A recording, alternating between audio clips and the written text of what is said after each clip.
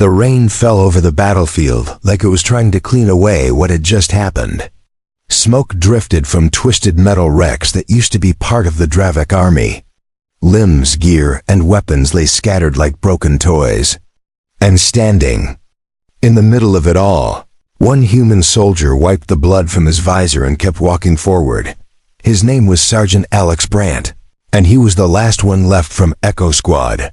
The others had been taken out during the first phase of Operation Burnlight, but Alex wasn't done. Not until the Dravak threat was finished.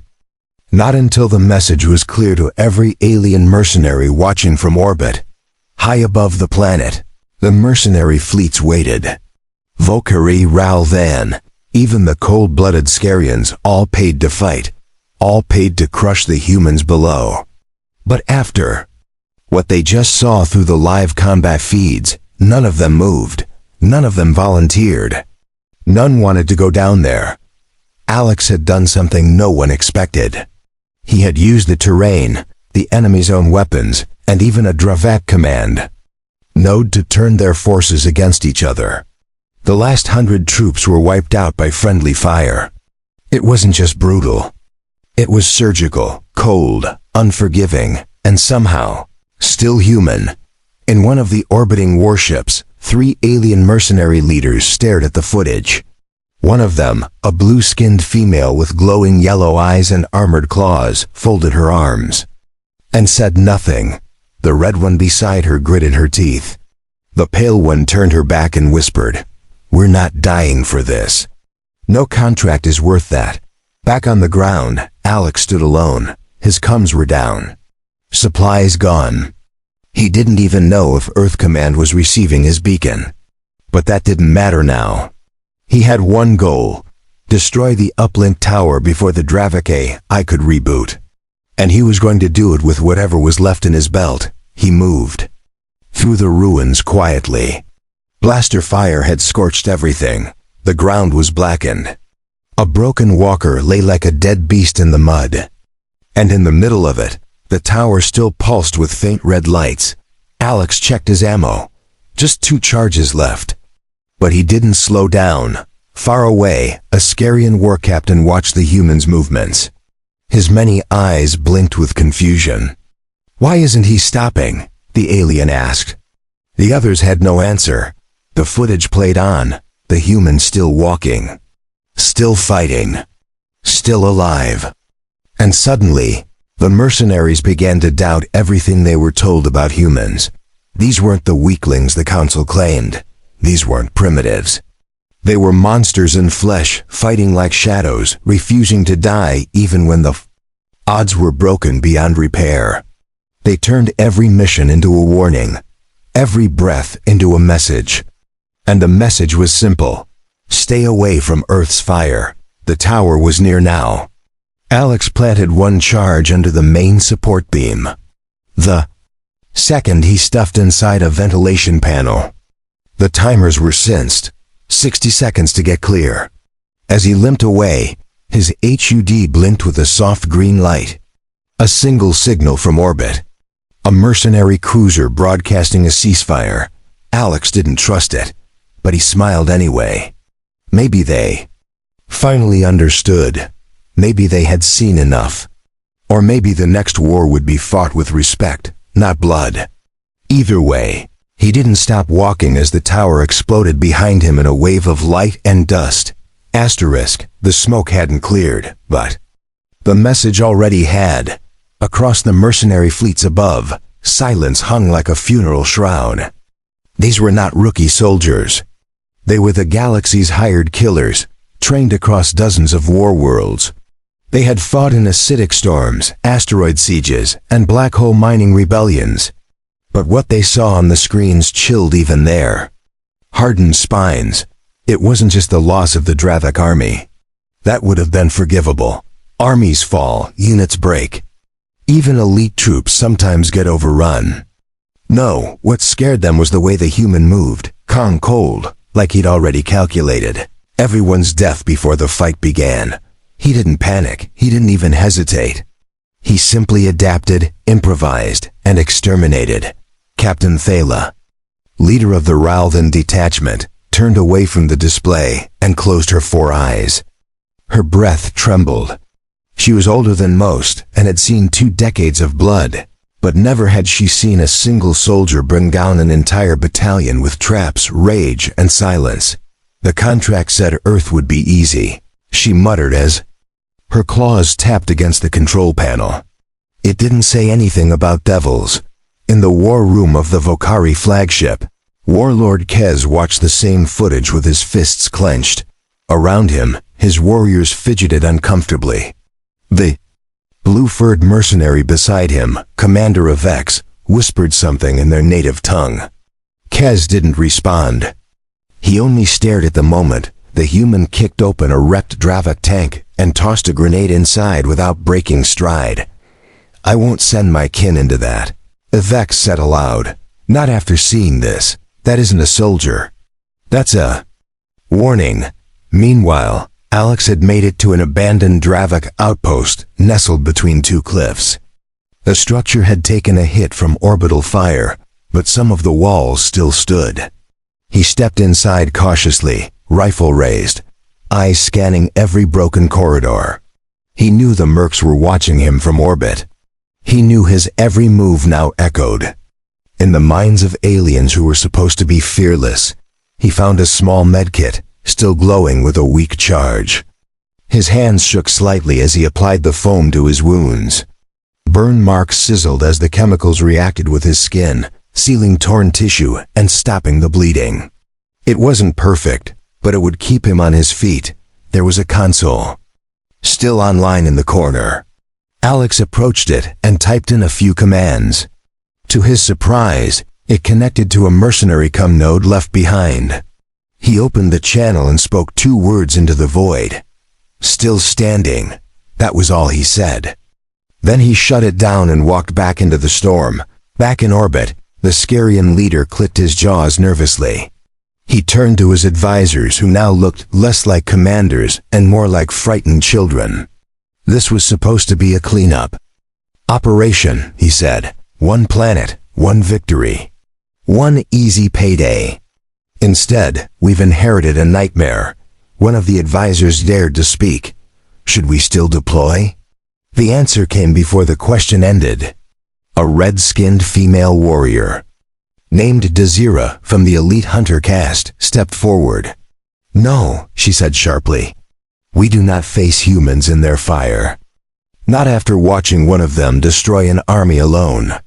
Not without reason. Not without mercy. We leave." Dozens of ships echoed the same command. Contracts were nullified. Payment offers returned. Across the fleets, the decision rippled faster. Then light. No one wanted to be next. Not after the footage. Not after the tower's explosion. Not after hearing the voice of the human who wouldn't die. Alex sat under a metal overhang as the rain beat down on his armor. His hands rested on his knees. His rifle lay beside him. There were no cheers, no backup, no supply drop. Just the hum of the wind and the faint sound of thunder in the clouds above. He didn't know that the war had just ended. Not because of peace treaties, not because of surrender, but because fear had finally done what bullets couldn't. The mercenaries had refused to fight, and they would remember that day for the rest of their lives. Asterisk. The battlefield was quiet now, but something darker had begun to stir. Reports spread across star systems faster than supply ships. Every mercenary network lit up with the same footage. The last 30 minutes of the Dravak campaign, recorded directly from the helmet of Sergeant Alex Brandt. The video became legend in hours. Some called it the Earth Inferno. Others called it the human answer. But everyone agreed on one thing. The man they watched wasn't just a soldier. He was something else. Something they weren't paid enough to face. On the mercenary planet Krazel, a gathering of warlords debated under a burning sky. They were arguing whether to keep their contracts with the Dravak Empire. Most shouted for honor, duty, and payment. But a few remained silent. Among them was Zara Kale, leader of the Crimson Claws. She was known across 3 galaxies as a killer who never turned down a contract. But today, her silence said more than all the shouting. She had watched the footage 5 times. She had slowed it down, studied the traps, watched how Alex used timing, terrain, and even fear itself as a weapon. She saw how he kept moving while bleeding, how he used enemy corpses as cover, how he set charges blindfolded after taking shrapnel to the face. She stared at the screen with narrowed eyes and finally said one thing: "We do not fight men like this." Back on the burned plains of Sarek 9, Alex moved with caution. His body ached. His armor was scratched. But his mission wasn't over. He had to reach the downed Earth command beacon and upload his battlefield report. The signal had been jammed by a Dravak relay drone, but the relay itself was buried somewhere north of the ridge. That's where he was going now. Each step was heavier than the last. Not because of injury, but because of the weight of silence. There were no more enemy drones buzzing overhead. No patrols. No snipers. Nothing. Just dead air and the sound of his boots on scorched dirt. It was too quiet. He passed by an abandoned alien crawler. The door was open. Supplies were untouched. There were even still hot rations on the table inside. Whoever had been there had left in a hurry. No blood, no battle. Just fear in the shape of retreat. Alex took one of the med patches and slapped it on his shoulder. His vision cleared slightly. His breathing steadied. But his instincts screamed louder than ever. Something wasn't right. This wasn't surrender, it was avoidance. He wasn't the hunter anymore. He was the storm they were running from, above him. Hidden behind the clouds, the alien fleet started moving away from orbit. Not in unison, not under command, they were scattering. Individual ships breaking formation. Leaders issuing withdrawal orders. Mercenaries demanding new clauses.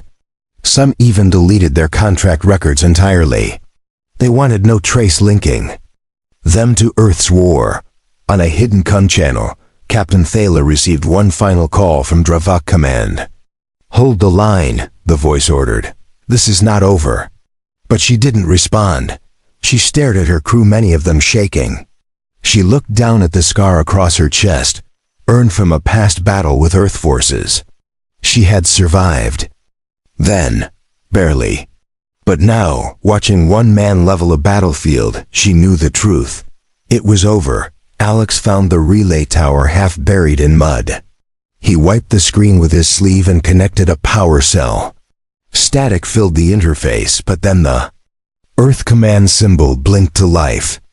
He opened the COM link and uploaded his full combat report, along with satellite footage, biometrics, and visual logs.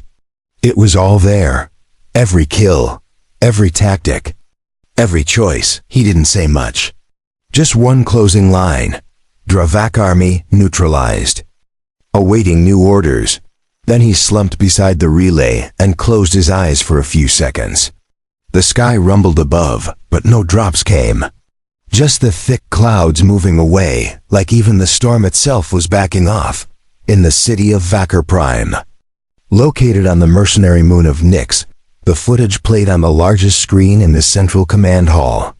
Warriors of every race gathered in silence. These were not diplomats. They were not politicians. These were the galaxy's hired blades. And they watched the moment Alex stepped into the Dravak command center and detonated the core with nothing but wire, debris, and rage. The silence was broken by a single voice from the back. A young alien recruit, barely through her trials, asked, "Is this what humans always fight like?" The commander did not answer immediately. He only turned off the screen and gave a slow, painful nod.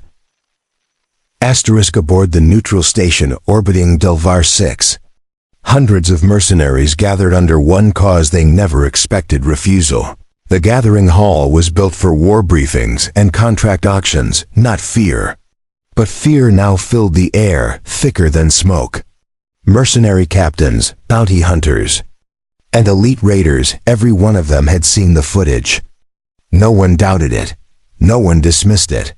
It had become more than evidence. It had become prophecy. The footage of Sergeant Alex Brandt was played without introduction. Everyone had seen it, but they watched again. The way he moved through fire. The way he used a broken knife to disarm a Dravaka brute twice his size. The way he turned destruction into a tool and silence into a shield. He wasn't a soldier anymore. He was a symbol of warning. Zara Kale stood in the front row, arms crossed. The red marks on her armor were not for decoration. Each one was a contract fulfilled. But today, no new marks would be painted. When the footage ended, she spoke into the quiet. Anyone who signs a contract to fight humans after today is not a warrior. They are suicide seekers. No one laughed. No one challenged her. Even the younger ones with hot blood and louder mouths remained silent because they had all seen what she saw. Not just the battle, but the precision, the planning, the pure refusal to die. Back on Sarek 9, Alex was still moving. His strength was returning slowly thanks to the med patch and some ration paste he had found in the crawler. He had reloaded what few rounds he had left and repurposed broken gear from fallen enemies. His steps were steady again. His eyes sharp. He wasn't limping anymore. He was hunting. He was heading for a fallback location marked by Earth Command before the mission began. A place called Drop Zone Echo. It had been lost in the first wave. No signals had come from it in days. But if there was even a chance of survivors or supplies, he had to check. The terrain changed as he crossed a series of ridges. Trees blackened by plasma fire gave way to rocky cliffs. The sky was still heavy with smoke, but something felt different. Like the planet itself was holding its breath, waiting to see if he would stop. But Alex never stopped. He reached Drop Zone Echo by sunset. What remained was nothing but crushed metal and fire-scorched dirt. The landing pads were gone. The comms array melted into slag. But there was a bunker door half buried near a broken crawler. He pulled it open slowly, rifle ready, and stepped inside. The bunker was dark, but still breathable. Emergency lights flickered dimly on the wall. And then, from the corner, came a weak sound. A voice, faint but real. Human. Alex rushed over, and found a young private with a shattered leg, clutching a half-charged medkit. Her eyes widened in shock as she saw him. "I thought we were all dead," she whispered. "Not yet," Alex replied, kneeling beside her and stabilizing her leg with scraps from the wall. "You're coming with me." He helped her to her feet, supporting her weight with his shoulder. Together, they climbed out of the bunker. She looked around and asked the same question burning in every survivor's heart. "Where's the rest of the army?" Alex didn't answer right away. He looked toward the burned horizon, where wreckage still smoked from his earlier fight. Then, he simply said, "Gone. But so are theirs." That answer was enough. On the far side of the galaxy, in a war room lit by red holograms, the Dravak High Marshal pounded his clawed fist into the table. His voice was filled with venom. "Cowards. Traitors. Half of our hired forces have abandoned their posts." "Why?" An aide trembled beside him. "They saw the footage, sir. They saw what one human did alone. They believe he is just the first. That more will come." The High Marshal snarled and turned toward the holomap. Earth sector glowed brighter than before. Its defense grid, damaged but still active, looked like the mouth of a dragon. And the humans weren't just surviving. They were fighting back. In a dark ship drifting in orbit, 3 alien mercenary sisters watched Earth grow larger in their window. Each of them had fought for years. Each bore scars of brutal combat. But none of them wanted to face what waited below, not because of shame, but because of logic. You don't walk into fire if you've seen what it does up close. They powered down their weapons and set course for neutral space. The night had fallen like a curtain, thick and silent over Sarek 9. Alex and the injured private had taken shelter inside the remains of a shattered skiff. its frame just strong enough to block the wind. Inside, he had wrapped her leg in fresh bandages made from a salvaged medpack and reinforced it with armor plating stripped from a dead drone. She slept now, breathing slow and steady, while Alex sat outside under the stars, his rifle across his lap. He hadn't heard enemy movement in hours. No drones, no scouts, no recon noise. Just the wind and the shifting metal of cooling wrecks.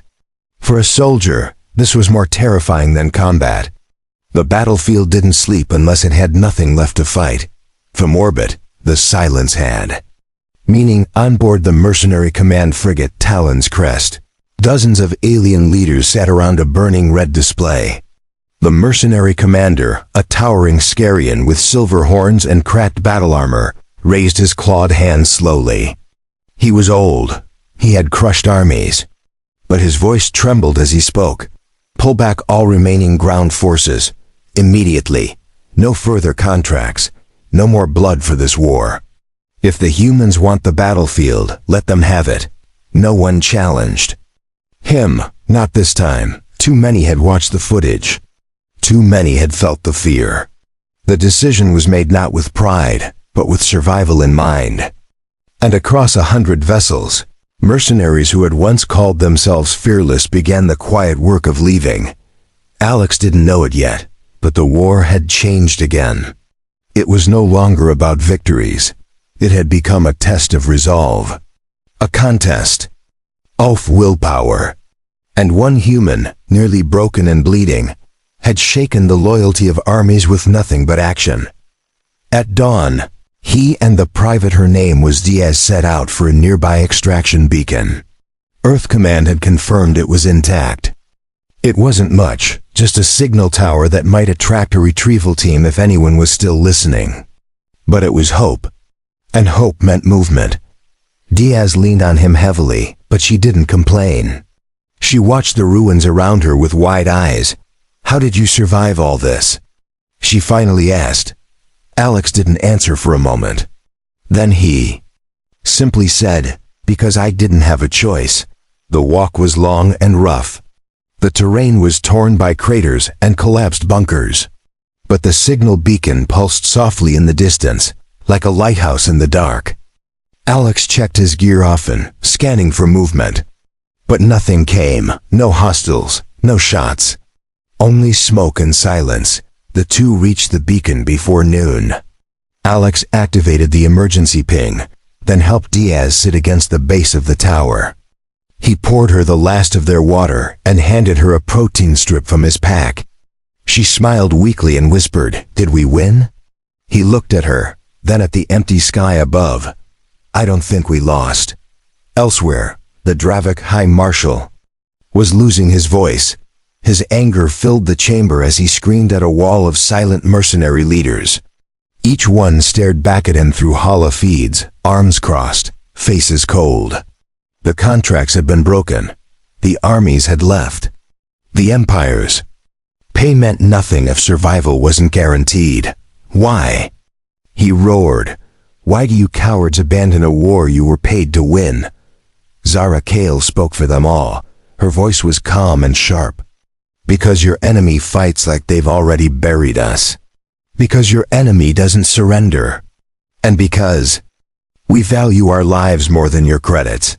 The connection was severed seconds later. Back on Sarek 9, the sky shimmered as a shuttle pierced the clouds. It bore the emblem of Earth Command. A team of medics and scouts disembarked quickly, surrounding Alex and Diaz. She was lifted onto a stretcher. He was given a field report tablet. The officer handed it to him with a slight nod. "Sergeant Brandt," he said, "you've started something we weren't prepared for. The aliens are running. The mercenaries are gone. Half the galaxy is asking what Earth is hiding." Alex didn't reply. He just looked down at the field and then up at the sky one last time. The shuttle doors closed behind Alex with a low metallic thud. Inside the transport cabin, everything felt cleaner than the world he had just left. The humming engines, the padded seats, the soft lights overhead, it all felt distant, like it belonged to someone else. He sat quietly across from Diaz, who now slept with her eyes half open, breathing steadily through a med-oxygen mask. He hadn't spoken since liftoff. The medics didn't push him.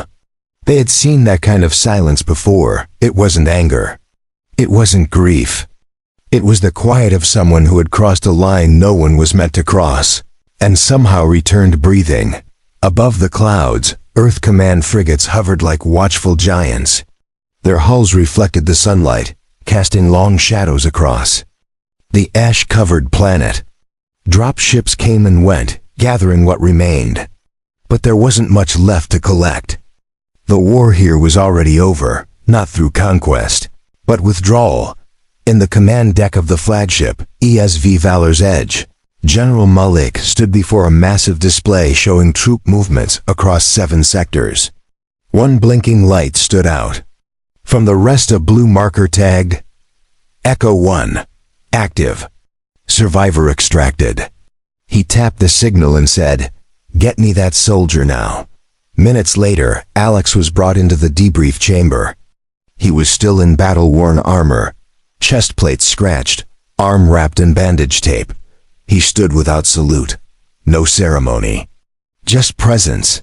The room fell silent as Malik entered and studied the soldier in front of him. "You're Sergeant Brandt." Malik said flatly. "Yes, sir," Alex replied. The general crossed his arms.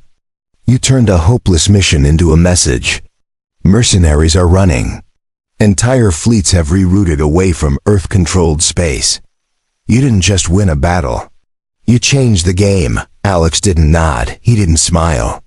He only said, "I was just finishing what we started." Malik circled the table and brought up a hologram of the Cyric 9 campaign. "We had projected full loss of the planet. Instead, the Dravak Empire is silent. Their fleets haven't moved since the footage hit their networks. What do you think scared them more?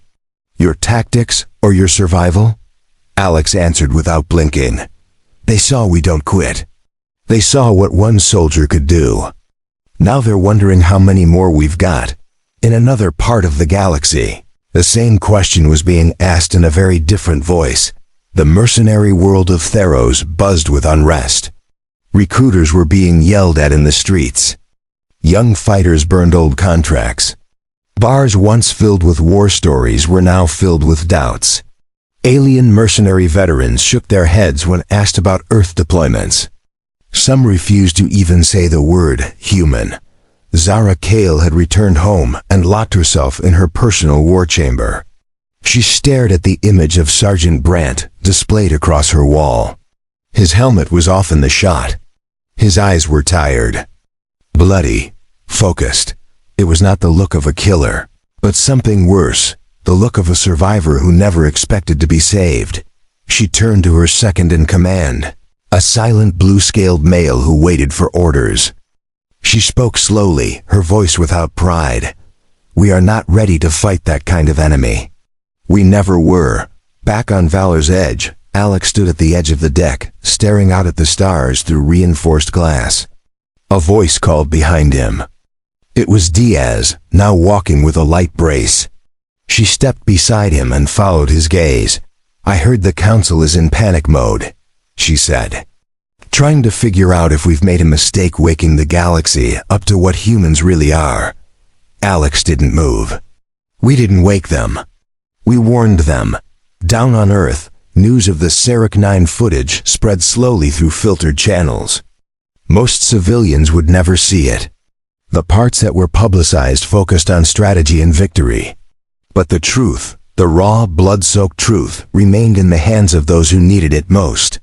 The soldiers, the commanders, the ones who knew what it really cost to win a war. Alex's name became legend in silence. There were no medals yet, no speeches, just whispers among the ranks. They called him the one-man frontline, the ghost of Cyric, the soldier who made armies run. But for Alex, none of those titles mattered. All that mattered was that Diaz lived, that Earth still stood, and that no other human had to do what he did, unless it was truly the last option left. The galactic rim hadn't seen this kind of stillness in decades. For the first time in years, sectors that used to burn with war had gone quiet. Pirates stopped raiding. Bounty boards dried up. And mercenaries, the same ones who once fought for. Whoever paid most began asking questions they had never considered before. Was this job worth dying for? On a desert moon called Havros 3, mercenary recruiters sat alone behind abandoned booths. Their screens flashed with generous contracts, but no one stepped forward. New blood refused to sign. Old blood deleted their names from lists. The face of Sergeant Alex Brandt haunted their decision. The footage had reached far corners. Even those who didn't speak the human tongue understood the look in his eyes. Not rage, not madness. Something deeper. Cold determination fused with discipline. A kind of will only found in those with everything to lose and nothing left to give. In one starport bar, a former alien commando slammed his drink down and turned to the screen above. "You know what scared me the most?" he asked the others. Around him, it wasn't how he killed. It was how he kept moving even when no one else was left. That kind of man doesn't fight for glory. He fights to finish. Back on Earth, the footage was officially sealed inside high-clearance archives. Only select military staff had access. But the soldiers who watched it shared the same reaction. Quiet respect. Not for the kills, but for the burden. Brad had survived something no one should have. He had come out not as a hero, but as a warning Earth never meant to send. Inside a training facility deep under Mount Wallace, recruits ran combat drills inspired by Brandt's movements. Instructors rewrote entire tactical courses based on how he set traps, broke ambushes, and used environmental advantages to cripple superior forces. His name was not just a story now. It was doctrine. Meanwhile, Alex sat alone in a recovery chamber on Earth's orbiting station. His wounds had healed on the outside, but medtechs knew better than to speak about the inside. They ran tests, checked reflexes, measured vitals. But no machine could diagnose what sat behind his eyes. That empty stillness wasn't from injury. It was from memory. Diaz visited him often. She brought silence instead of chatter. He appreciated that. They would sit for long periods, saying nothing, just watching the stars outside the thick glass. Some nights, they'd hear passing frigates enter warp. Alex would glance at them, but his thoughts stayed grounded. One evening, General Malik entered the chamber without his uniform coat. He sat beside Alex and passed him a small device, a datapad. On it was a list of names. Officers, strategists, soldiers, commanders. "We're forming something new," Malik said. "Not a special ops unit, something bigger. Something permanent. No ranks, no fame, just ghosts. Quiet shadows who can end wars before they begin. Your name is the first on the list." Alex studied the pad, then set it aside. "I'm not a hero," he said. Malik nodded. "We know. That's why we need you.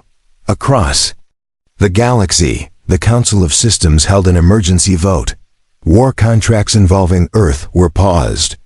Neutral zones were expanded. The Dravak Empire was sanctioned for its silence and dishonor.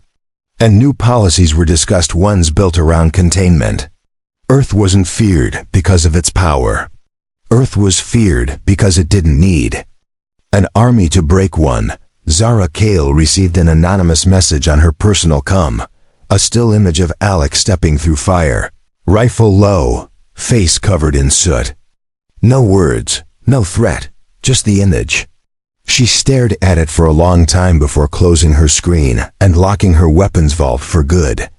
Others did the same. Bounty Network saw a drop in listings. Recruitment centers were downsized. Even the black markets adjusted. Anyone whispering of campaigns against Earth now spoke more carefully. If they moved, it was with fear behind their confidence.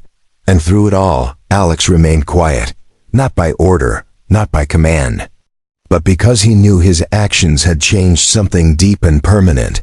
He hadn't just fought a battle. He had reminded the galaxy what it truly meant to earn survival. Asterisk, the ceremony was held without banners, without music, without applause. Inside Earth Command's sealed briefing hall, a group of 20 officers stood around a table. Some wore medals, others wore scars. All had read the same reports. All had watched the same footage. And now, they stared at a hologram of one man who had never asked to be remembered. Sergeant Alex Brandt had refused every interview. He had declined every decoration. He never accepted public honors. But still, history had carved his name into the side of a war that almost wasn't won. General Malik stepped forward and placed a small case on the table. Inside was a simple black insignia, no rank, no crest, just a quiet symbol, a mark made for shadows. For those who fought in silence. For those who never asked to return. He's not here today, Malik said, because people like him don't belong in rooms like this. They belong where peace is still fragile, where war breathes quietly, where strength needs no audience. Every officer nodded. Colon far away, deep in the northern hills of Earth's unclaimed frontier. Alex sat near a burning campfire beside a quiet lake. The wind passed through tall trees. A small tent stood behind him. No military gear, no radios. Just quiet, clear air and a rifle that hadn't needed to fire in months. Diaz approached from the tree line with a bag of dry roots and berries. She had traded her brace for a walking stick and moved easily now. She sat beside him, placed the bag down, and stared into the fire. They sent the insignia, she said. Alex didn't look at her. I left the war, he replied. I know, she said. They didn't speak again for a long time. Only the sound of crackling wood and the ripple of water filled the space between them. It wasn't silence born from pain. It was peace, hard-earned, not perfect, but real. Elsewhere, change was unfolding. On the world of Calvar, mercenary academies now refused Earth-based assignments. On the rings of Varnak, bounty brokers marked human targets as forbiddens class. On the moons of Dreth, alien leaders signed new codes of neutrality, no longer willing to risk war with a race that had taught them the value of restraint. The Dravik Empire remained silent. Its leaders vanished into shadows. No new campaigns were launched, no speeches broadcasted. Only broken fleets orbiting forgotten outposts, a reminder of the day they underestimated a single human soldier. Inside the old mercenary databanks, a new tag was added beside Earth's military classification. Not unpredictable, not dangerous. Just one word: unbeatable. The galaxy adjusted quietly. The war economy shifted. And among the shadows of once busy war councils, a simple question began to echo more and more. If one man could do that, what happens when more stand with him? On the edge of known space, a small Earth vessel coasted past the ruins of an old Dravik relay station. Its pilot was young, barely out of training, but the signal they received wasn't hostile. It was a repeat loop. Old footage of Alex's final charge through the compound. Burned into the feed, blinking softly, were the words, "We remember." Back on Earth, Alex stood alone at the lake's edge. The wind was colder now. Clouds rolled overhead, but no storm came. He stared out at the water, calm and endless. His reflection was faint, almost faded, but still there, still whole. Still human. Behind him, Diaz watched silently. She didn't speak. She didn't have to, because she knew what he had done, what he had changed, and what the galaxy now feared more than war itself. A human who refused to break.